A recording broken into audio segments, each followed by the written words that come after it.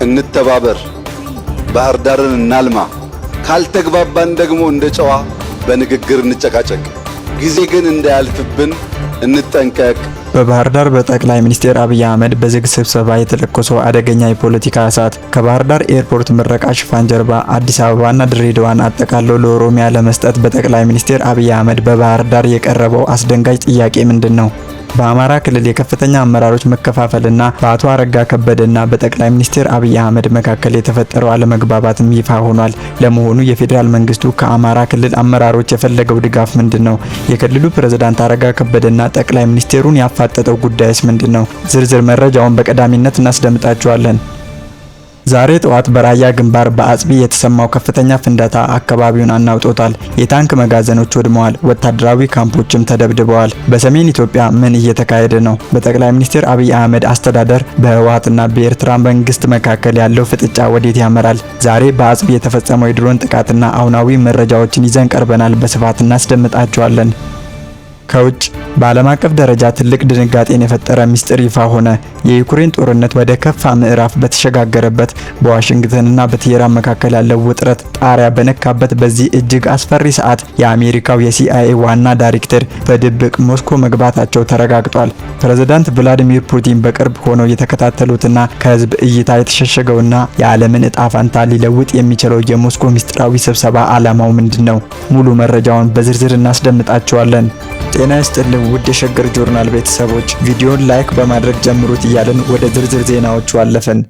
በኢትዮጵያ ሁለተኛው ትልቁ የኤርፖርት ተርሚናል እንደሆነ የተነገረለት የባህር ዳር ደጃዝማች በላይ ዘለቀ ዓለም አቀፍ አየር ማረፊያ ምረቃ ስነ ስርዓት ወቅት ጠቅላይ ሚኒስትሩ ባስተላለፉት መልእክት አዲሱ ተርሚናል ከቦሌ ዓለም አቀፍ አውሮፕላን ማረፊያ ቀጥሎ ግዙፉ የአገሪቱ የኤርፖርት ተርሚናል መሆኑን ገልጸዋል። ሆኖም ከዚህ ይፋዊ የምረቃ ስነ ስርዓት ጀርባ ትልቅ የፖለቲካ ስሌትና ስትራቴጂካዊ ውይይቶች ተካሂደው እንደነበረ ከውስጥ ምንጮች የተገኙ መረጃዎች ያመለክታሉ። መሰረት ሚዲያ ከብሔራዊ ምክክር ኮሚሽንና ከብልጽግና ፓርቲ አመራሮች አካባቢ አገኘው ያላቸው መረጃዎች እንደሚጠቁሙት የጠቅላይ ሚኒስትር አብይ አህመድ አስተዳደር በአገሪቱ የፖለቲካና የክልል ወሰን ካርታ ላይ መሰረታዊ ለውጥ ለማምጣት ያለመ ሰፊ እንቅስቃሴ እያካሄደ ይገኛል። በባህር ዳር የተካሄደው ጉዞም ዋነኛ ዓላማው ከአማራ ክልል የዞን ከፍተኛ አመራሮች ጋር በዝግ ተገናኝቶ በአዲስ አበባና በድሬዳዋ የወደፊት ህገ መንግስታዊና አስተዳደራዊ ሁኔታ ላይ ስምምነት ለመፍጠር እንደነበረ ይነገራል። በዚህ ዝግ ውይይት ወቅት ጠቅላይ ሚኒስትሩ አዲስ አበባና ድሬዳዋን በኦሮሚያ ክልል ስር ካልተካለሉ በስተቀር የኦሮሞን ህዝብ ከተቃዋሚዎችና ከታጣቂ ኃይሎች መነጠል እንደማይቻል ገልጸዋል። ይህንን ውሳኔ በተግባር ለማዋል የአማራ ክልል አመራር የፖለቲካ ድጋፍ እንደሚያስፈልግም አሳስበዋል። ጠቅላይ ሚኒስትሩ እኔ ግማሽ ደሜ አማራ ነው በማለት የህዝብ ለህዝብ ቁርኝትን ለማሳየት ቢሞክሩም የቀረበው ሀሳብ ግን በክልሉ አመራሮች ዘንድ ከፍተኛ ስጋትን ፈጥሯል። ይህ ሁኔታ በአማራ ክልል ከፍተኛ አመራሮች መካከል ያለውን ልዩነት አባብሶታል።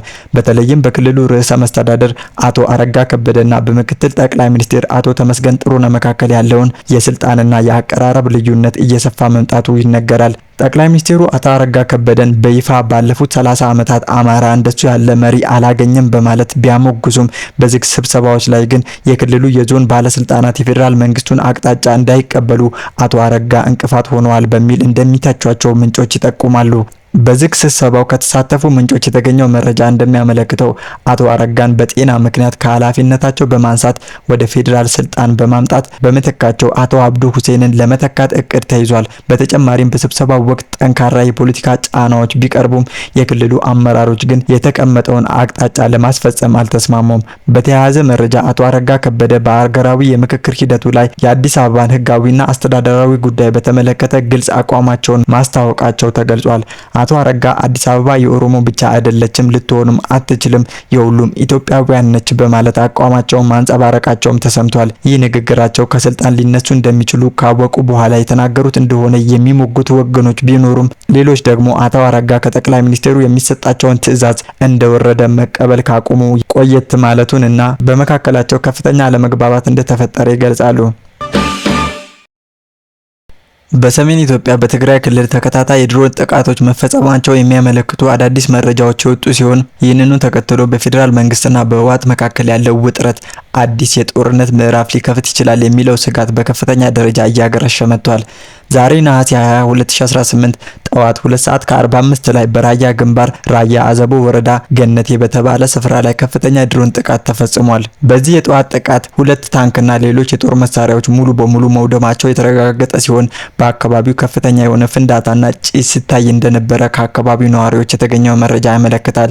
ከዚህም በተጨማሪ ትናንት ነሐሴ 19 2018 ዓ.ም ከሌሊቱ 7 ሰዓት ከ30 ገደማ በትግራይ ክልል ምስራቃዊ ዞን አጽቢ ወረዳ ፈለገ ወይኒ ጣቢያ መብራቶን በተባለ ቀጠና በሚገኝ የሱር ኮንስትራክሽን ካምፕ ላይ ተመሳሳይ የድሮን ጥቃት ተፈጽሟል። ጥቃቱ የታለመበት የሱር ኮንስትራክሽን ካምፕ ውስጥ ከፍተኛ የጦር መሳሪያ ክምችቶችና ወታደራዊ ቁሳቁሶች ይገኛሉ ተብሎ የሚታመን ሲሆን እነዚህ አዳዲስ የድሮን ጥቃቶች የተፈጸሙት የፌዴራል መንግስት በህወሓትና በኤርትራ መንግስት መካከል ያለው የፖለቲካና የወታደራዊ ውጥረት ከፍተኛ ደረጃ ላይ በደረሰበት ወቅት ነው። በ2015 ዓ.ም በፕሪቶሪያው ከተፈረመ የሰላም ስምምነት በኋላ በአንጻራዊ ሁኔታ ሰፍኖ የነበረው ጸጥታ አሁን ላይ በእጅጉ የመናጋት አደጋ የተደቀነበት ሲሆን ዓለም አቀፍ የዜና ምንጮችና የቀጠናው የፖለቲካ ተንታኞች በሰሜን ኢትዮጵያ አዲስና ሰፊ የሆነ የጦርነት ደውል እየተደወለ መሆኑን በማስጠንቀቅ ላይ ይገኛሉ። የኢትዮጵያ ፌዴራል መንግስት ባለስልጣናት እንደሚያሳስቡት ህወሓት በጠቅላይ ሚኒስትር አብይ አህመድ የሚመራውን አስተዳደር በኃይል ለመገልበጥና አዲስ ወታደራዊ ዘመቻ ለመክፈት ከኤርትራ መንግስት፣ ከአማራ ክልል ፋኖ ታጣቂዎችና ከኦሮሞ ነጻነት ሰራዊት ጋራ የሚስጥርና የጋራ ወታደራዊ ህብረት ፈጥሯል ሲሉ ይከሳሉ። የህወሓት አመራሮች በበኩላቸው በይፋ ባደረጓቸው ህዝባዊ ስብሰባዎችና መግለጫዎች የአሁኑ የፌዴራል መንግስት አስተዳደር ከስልጣን ለማስወገድና አዲስ የፖለቲካ ምዕራፍ ለመክፈት ዝግጅታቸውን ማጠናቀቃቸውንና በህብረት ስራዎችን እንደሚሰሩ ይፋዊ ቅስቀሳዎችን ሲያደርጉ ተሰምተዋል። በሌላ በኩል የኢትዮጵያ መንግስት የኤርትራ መንግስት በዚህ ቀጠናዊ ውጥረት ውስጥ ቀጥተኛ እጅ እንዳለበት በማመልከት ለተመሰረተው የጋራ ህብረት ወይንም ጽምዶ ለታጣቂ ኃይሎች የጦር መሳሪያና ወታደራዊ ቁሳቁሶችን እንዲሁም የሎጂስቲክ ድጋፎችን በማቅረብ ላይ ይገኛል ሲል በጽኑ ይከሳል። ይህ ሁኔታ በቀጠናው ላይ አዲስ የጂኦፖለቲካ ቀውስ ሊፈጥር እንደሚችል የሚገምቱ ዓለም አቀፍ ታዛቢዎች ተቃዋሚ ኃይሎችና የፌዴራል መንግስት የሚያደርጉት አስጨራሽ ፍጥጫ የቀጠናውን ሰላም ወደ ባሰ ቀውስ እንዳይከተው ከፍተኛ ስጋታቸውን በመግለጽ ላይ ይገኛሉ። በአሜሪካና በሩሲያ መካከል ያለው ዲፕሎማሲያዊ ግንኙነት በታሪክ ከባድ በሚባል ደረጃ ላይ በወደቀበት በአሁኑ ወቅት የአሜሪካ ማዕከላዊ የስለላ ድርጅት ወይንም CIA ዋና ዳይሬክተር ጆን ራትክሊፍ በሞስኮ ተገኝተው ከሩሲያ ከፍተኛ የደህንነት ባለስልጣናት ጋር ተገናኝተው መምከራቸውን ክሬምሊን ይፋ አድርጓል። ይህ ድንገተኛና ከፍተኛ ትኩረትን የሳበ ስብሰባ የተካሄደው በዩክሬን የሚካሄደው ጦርነት ከቀን ወደ ቀን እየተባባሰ በሄደበት እንዲሁም በዋሽንግተንና በቴህራን መካከል ዘላቂ ሰላም ለማውረድ የሚደረጉ ዲፕሎማሲያዊ ጥረቶች ውጤት ባጡበት በዚህ ፈታኝ ወቅት በመሆኑ የበርካታ ዓለም አቀፍ ተንታኞችን ትኩረት ስቧል። የክሬምሊን ቃል አቀባይ ዲሚትሪ ፔስኮቭ ለጋዜጠኞች በሰጡት መግለጫ ውይይቱ በሁለቱ ሀገራት የደህንነትና የስለላ ተቋማት መካከል ብቻ የተደረገ መሆኑን ገልጿል። ሆኖም ቃል አቀባዩ በውይይቱ ወቅት የተነሱ ዝርዝር ጉዳዮችን ከመናገር ከተቆጠቡ በኋላ ስብሰባው በጥብቅ ሚስጥር የተያዘ መሆኑን ጠቁመዋል።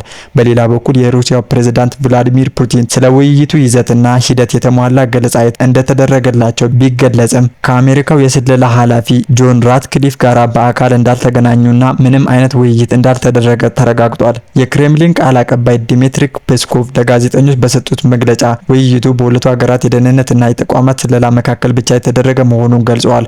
የክሬምሊን ቃል አቀባይ ዲሚትሪ ፔስኮቭ አክለው እንዳመለከቱት የዚህ ከፍተኛ የአሜሪካ ባለስልጣናት የሞስኮ ጉብኝት በሁለቱ ሀያላን ሀገራት መካከል የተበላሸውን ግንኙነት ለማስተካከል ስለማስቻሉ ከወዲሁ መናገር አስቀድሞ መደምደም ይሆናል ብለዋል። እንደ ፔስኮቭ ገለጻ ከሆነ በዋሽንግተንና በሞስኮ መካከል ያለው የጂኦፖለቲካ ውጥረት እጅግ ጥልቅ በመሆኑ በአንድ ስብሰባ ብቻ ተአምራዊ ለውጥ ማምጣት አይቻልም። በሁለቱ ሀገራት የደህንነት ተቋማት መካከል የሚደረጉ ቀጥተኛ ግንኙነቶች በጣም አስቸጋሪ በሚባሉ የውጥረት ጊዜያት እንኳን ሳይቋረጡ የሚቀጥሉ በመሆናቸው ውይይቱ በራሱ አዎንታዊና አስፈላጊ እርምጃ መሆኑን ሳይናገሩ አላለፉም።